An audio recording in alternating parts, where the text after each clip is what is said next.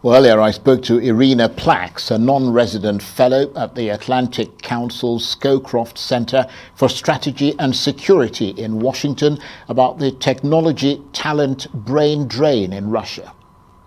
To say exactly the scope of the current brain drain because we don't have the best information into what's going on in Russia, but we know hundreds of thousands of Russians have left since the beginning of the invasion in February due to the increased repression of the Putin regime and the economic hardships that Russia has been facing as a result of the sanctions.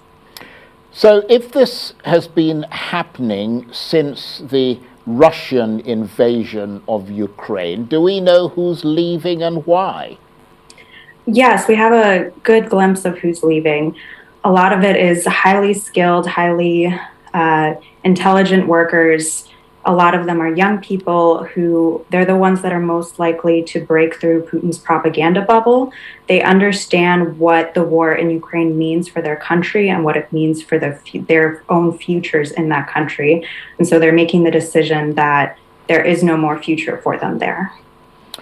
And you mentioned a lot of tech-type people. What other sectors are being impacted by this brain drain? So a lot of it is the tech sector, but a lot of it is also the business sector, highly skilled economic workers, bankers, scientists, doctors, basically all your high-skilled economic impact right there, including also you've got journalists, you've got political activists, all of whom are fleeing the, again, repressive regime in Russia. And you wrote an article recently suggesting that if Ukraine's allies want to really hurt Vladimir Putin, they should back the brain drain. How would you suggest that they do that?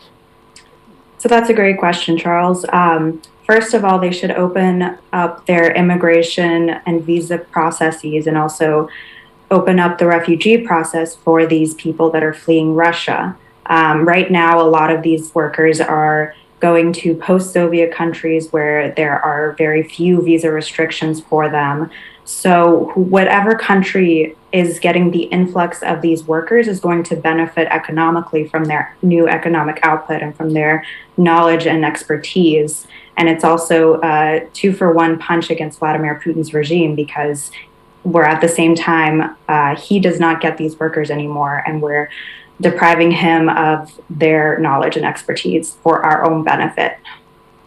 And do you think this is likely to be a problem that's on the Russian president's mind? I mean, far be it from you to know what's on Vladimir Putin's mind, but given everything else that's going on, do you expect that this would be of considerable concern to him? I believe he does know that this is a concern. He's highlighted Russia's demographic crisis in his previous speeches for quite a few years now. He knows that the demographics of Russia are in decline and that they need to address that in order to be a functional country.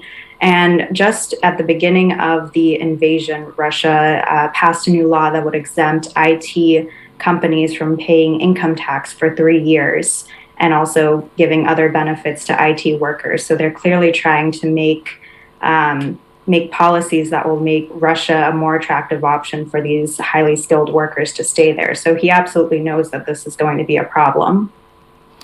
And not to go completely off-piste there, but I imagine that this is also a problem for the Ukrainians. Unfortunately, it is.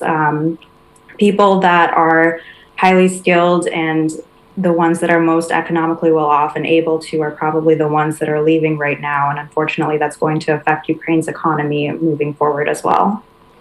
Irina, I want to thank you very much indeed for joining us. Irina Plaks is a non-resident fellow at the Atlantic Council's Scowcroft Center for Strategy and Security, and she was talking to me there from Washington.